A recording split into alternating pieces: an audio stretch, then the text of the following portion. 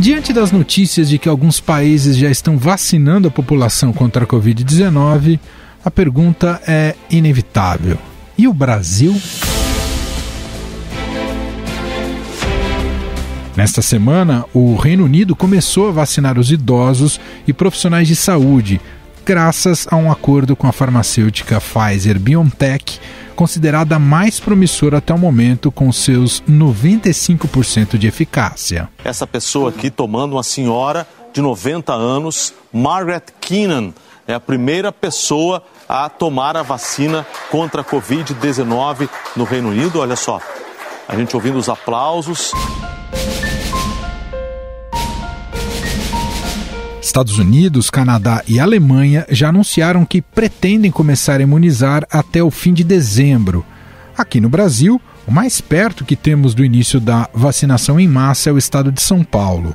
Nesta semana, o governador João Dória anunciou que a imunização contra a Covid-19 terá início em 25 de janeiro para idosos, profissionais de saúde, indígenas e quilombolas. Todo e qualquer brasileiro que estiver em solo do estado de São Paulo e pedir a vacina, receberá a vacina gratuitamente. Vamos vaciná-lo e, se precisar, compraremos mais vacinas.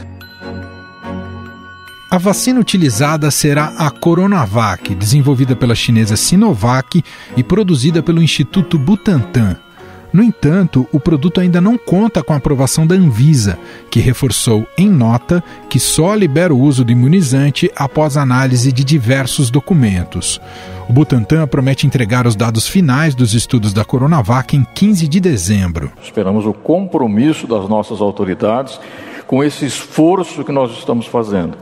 Um esforço em benefício da população, um esforço para salvar a vida de pessoas.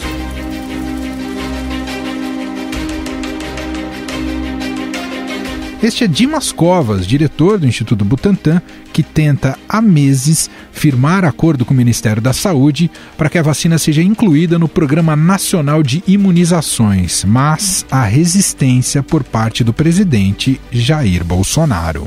É muito interesse de um governador aí em querer salvar vidas, muito interesse dele. Fico até preocupado, eu acho que ele, se morrer hoje, vai pro céu, porque é um santo esse cara aí, tá tão preocupado em salvar vidas, tá? Um santo da calça apertada.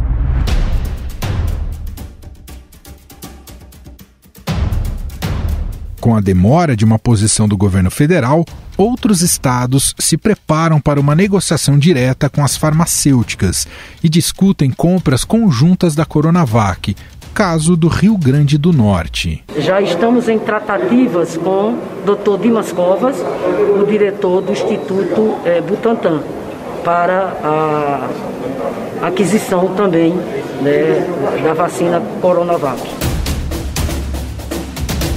Quem nos conta como está esta corrida pela vacina no Brasil é a repórter do Estadão, Fabiana Cambrícoli.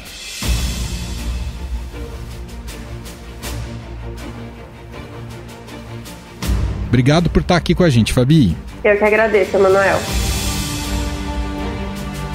Fabi, o que a tônica, pelo que a gente tem acompanhado e lido inclusive nas suas apurações, a tônica até agora do país, do Brasil, é que não há efetivamente uma coordenação centralizada e nacional em relação às campanhas de imunização. O que a gente pode destacar até aqui é que um pouco está cada um correndo atrás do seu, cada estado tentando se resolver sozinho. É por aí, Fabi?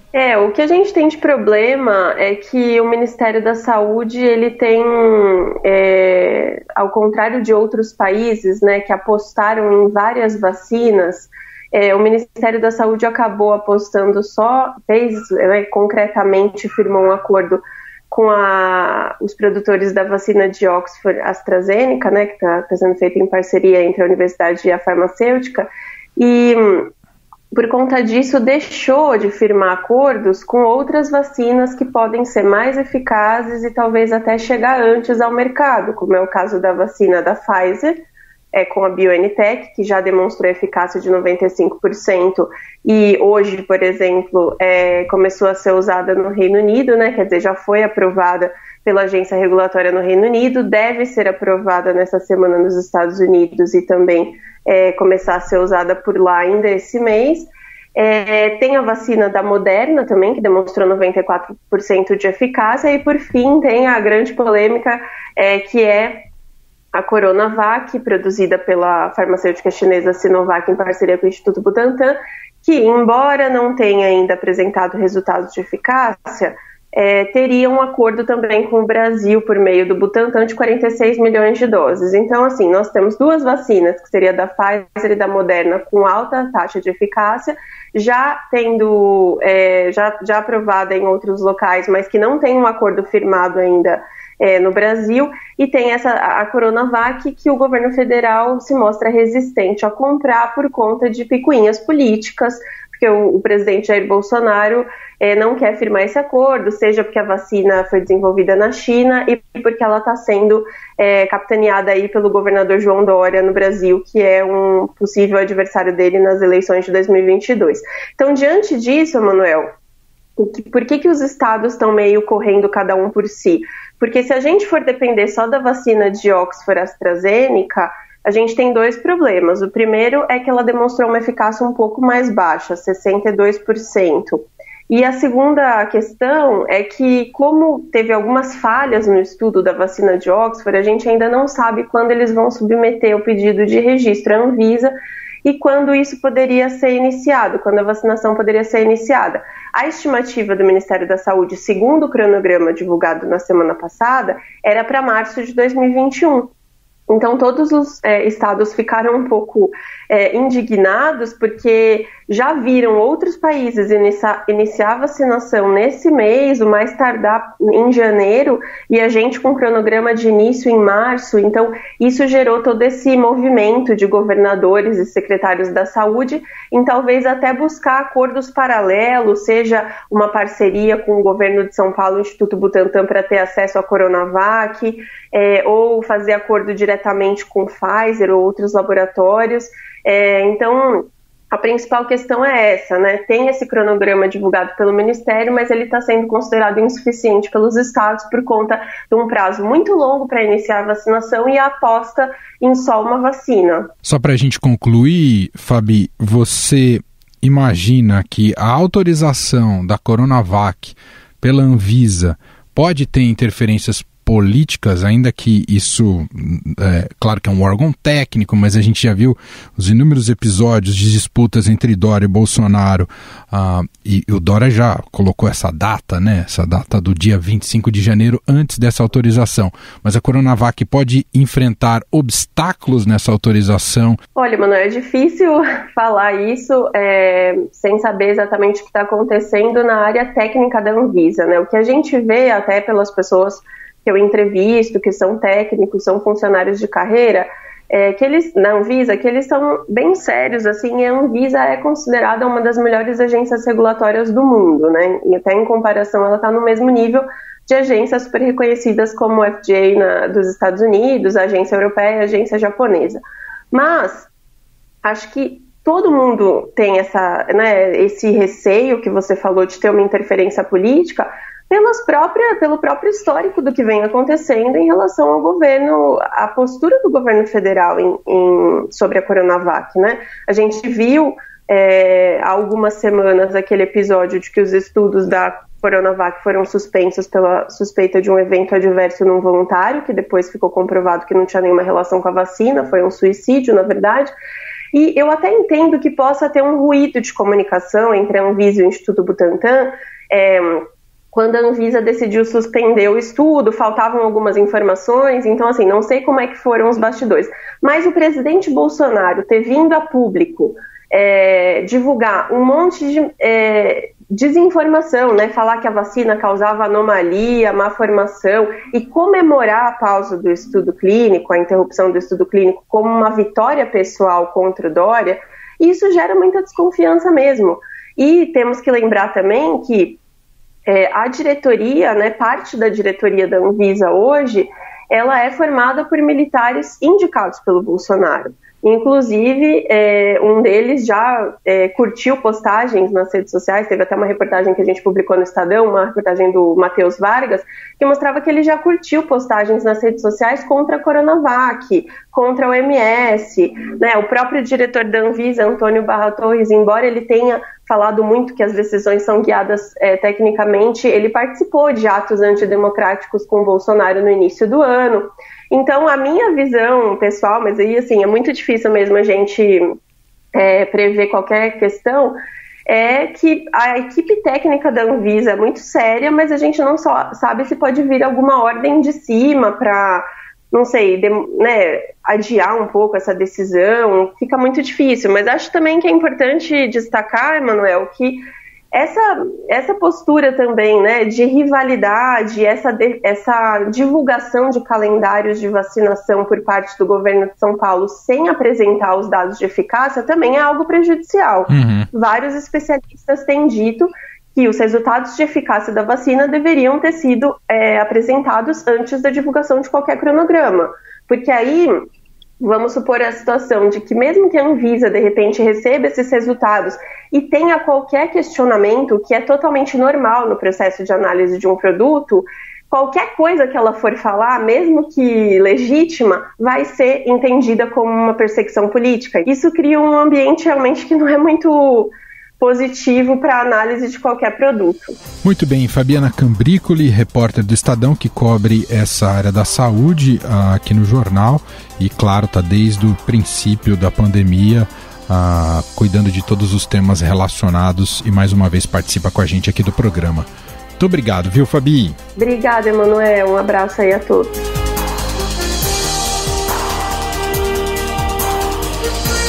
Mas, afinal, o governo federal está de fato atrasado no planejamento da vacinação contra a Covid-19? Após pressão para acelerar os planos de vacinação no país, o Ministério da Saúde informou que avançou em negociações de 70 milhões de doses do imunizante desenvolvido pela Pfizer. O total previsto para 2021 é suficiente para 35 milhões de brasileiros, já que são necessárias 2 doses para cada pessoa. Quando nós estivermos com mais dados logísticos das vacinas, a gente fecha o plano. A lógica é a mesma de qualquer plano nosso. Estudar os públicos-alvo, estudar as regiões mais afetadas, tudo isso está sendo feito naturalmente. Em reunião com os governadores, ontem, o ministro da Saúde, Eduardo Pazuello, prometeu começar a vacinação no Brasil no fim de fevereiro. Mas o que chamou a atenção foi o clima hostil entre o titular da pasta e o governador João Dória. O seu ministério vai comprar a vacina Coronavac sendo aprovada pela Anvisa, sim ou não, ministro? Quando a vacina do Butantan, que não é do estado de São Paulo, tá, governador? É do Butantan. Quando concluir o seu trabalho e tiver com a vacina registrada, nós avaliaremos a demanda e, se houver demanda e houver preço, nós vamos comprar.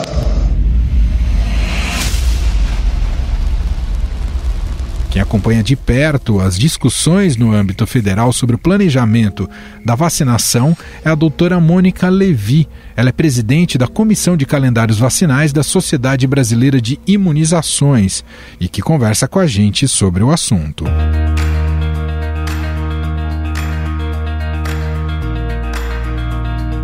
Tudo bem, doutora? Obrigado por nos atender. Bom dia a todos. O governo federal padece de melhor coordenação nesse campo e também de maior celeridade ao pensar a campanha de vacinação contra a Covid? Veja bem, o Brasil é um país de dimensões continentais, né? Você organizar uma campanha num estado, tendo já verba própria e condições de fazer no seu próprio estado, é diferente de um Brasil como um todo, né? Tem um monte de questões envolvidas. Mas o Ministério da Saúde tem um plano, tem o seu planejamento, sim, tem uma Câmara Técnica que com várias entidades, né, o Programa Nacional de Imunizações se reuniu com várias entidades e traçou um planejamento, sim. O ideal seria que a gente tivesse uma coordenação nacional para enfrentamento da Covid. O problema é que a gente está tendo muita questão política envolvida e outras questões também de ordem técnica, de liberação de Anvisa, de produtos que podem vir a ser usados, não só a Coronavac, como vai ser no estado de São Paulo. Então é bem complexo tudo isso, mas nós temos o Programa Nacional de Imunização está avançando no progresso da estratégia, né? Mas tem várias variáveis que ainda têm que ser melhor definidas. Doutora, o governo errou em fechar inicialmente apenas com a Universidade de Oxford para a produção da vacina. Deveria ter aberto outras frentes de negociação agora, nessa semana, né? Foi dito que a negociação com a Pfizer, que ainda não está concluída. Mas o governo também atrasou em negociar com mais fornecedores?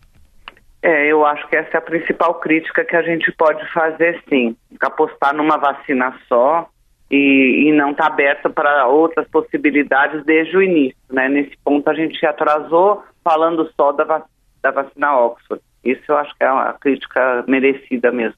Doutora, no caso da Coronavac, o governador de São Paulo, João Dória, foi precoce anunciar a data do dia 25 de janeiro sem a certificação da Anvisa? Qual que é a avaliação da senhora? Claro que sim. Isso, na minha opinião, é muito ruim, muito prejudicial, porque agora o que vai fazer com isso é uma pressão sobre a Anvisa para que licencie por conta de um cronograma já anunciado, né? Na verdade, a Coronavac nem tinha enviado ainda para a Anvisa os dados de fase 3 para poder estar planejando com data já marcada do que foi anunciado, né, segunda-feira pelo governador.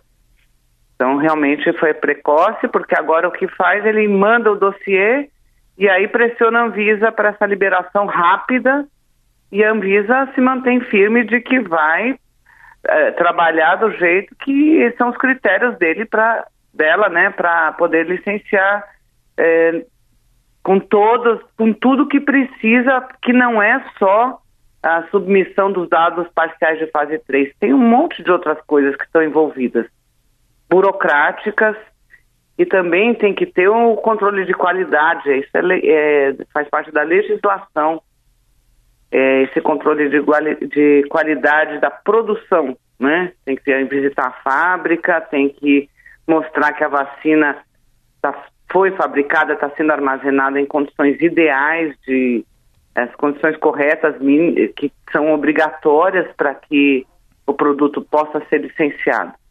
Então não é só questão técnica dos dados de fase 3. Doutor, e quais são os maiores desafios, né? Agora pensando justamente o governo coloca como meta e o governo federal, né? Como meta colocar a campanha a partir de março.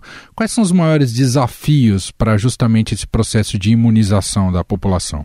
Bom, eu queria até aproveitar aqui a oportunidade para dizer que o Brasil tem uma grande expertise em vacinação em massa. Nós temos profissionais muito qualificados, competentes e experientes. Nós já fizemos grandes, enormes campanhas a nível nacional.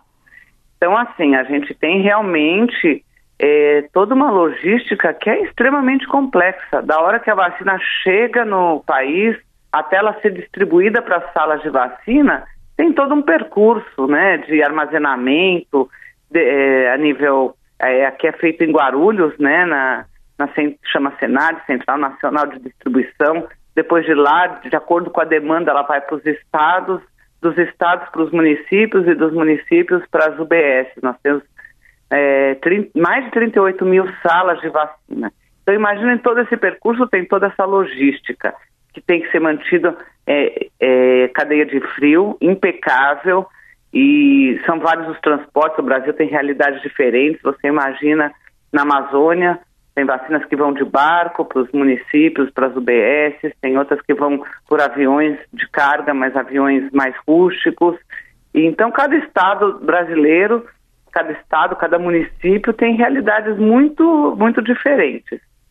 Então, esse é um grande desafio, mas eu acho que nós temos experiência já com anos de sucesso de Programa Nacional de Imunização e anos de sucesso de campanhas nacionais. Então, acho que isso a gente dá um jeito. Eu acho que o maior desafio vai ser a comunicação, como vai ser feita essa campanha A questão da não obrigatoriedade também é uma questão muito discutível. E o que muda, pensando nesse plano, e o que a senhora destacou, na expertise no plano de imunização em cadeia nacional, o que muda num contexto que temos agora de estados negociando à parte justamente seu plano de imunização? São Paulo com a Coronavac, outros estados negociando com outros fornecedores. Quando o protagonismo passa a ser do Estado, isso interfere em algo na coordenação nacional? Complica o quadro? Claro, sem dúvida. O ideal seria que a gente tivesse mesmo uma coordenação nacional e não cada estado resolvendo o que faz. Eu soube que a Bahia, por exemplo, já liberou a compra de freezer de congelamento, pensando em vacinas que têm que ser mantidas a menos 70, menos 80, ou menos 20, no caso da vacina Moderna, né? Enquanto o nosso Ministério está conversando com todos os laboratórios produtores e discutindo as possibilidades, levando em consideração toda essa questão de armazenamento, conservação, custo. Então, o ideal seria que fosse uma compra de vacinas, não só um produto, seria o ideal que mais produtos pudessem estar disponíveis aqui no país, com uma coordenação de campanha nacional. O Estado, tendo verba própria, pode fazer a sua campanha, a sua vacinação, independente do Programa Nacional de Imunização. Mas, a meu ver, essa não é a situação ideal. Eu acho que, assim, quando é uma situação peculiar de um estado, por exemplo, o Paraná fez uma campanha e vacinou contra a dengue, porque lá a dengue estava muito grave, e então foi uma ação pontual do estado do Paraná, por exemplo. Eu só estou citando como exemplo. Eu acho que aqui o Brasil é um todo. Nós estamos com a pandemia no Brasil inteiro, e o ideal seria que realmente não tivesse tanta interferência política e que deixasse o nosso Ministério da Saúde trabalhar como sempre trabalhou. E dessa vez, eu diria assim, está sendo envolvidas muitas entidades. A Câmara Técnica para as Decisões está trabalhando muito bem, ouvindo entidades, inclusive as sociedades médicas, os laboratórios produtores, né, a Fiocruz, o Butantan, todos os envolvidos na vacinação, para fazer o melhor planejamento possível para a gente poder vacinar e acabar com a situação, diminuir primeiramente, depois, quem sabe, acabar com a pandemia de Covid aqui no país. Muito bem, nós ouvimos a doutora Mônica Levi, presidente da Comissão de Calendários Vacinais da Sociedade Brasileira de Imunizações. Doutora, muito obrigado pela gentileza aqui e atenção com a nossa reportagem. Obrigada a vocês, um resto de manhã para todos. Estadão Notícias. Estadão Notícias desta quarta-feira vai ficando por aqui. Contou com a apresentação minha, Emanuel Bonfim, produção de Gustavo Lopes e montagem de Moacir Biasi. Diretor de jornalismo do Grupo Estado é João Fábio Caminoto. O nosso e-mail podcast@estadão.com. Um abraço para você e até mais. Estadão Notícias.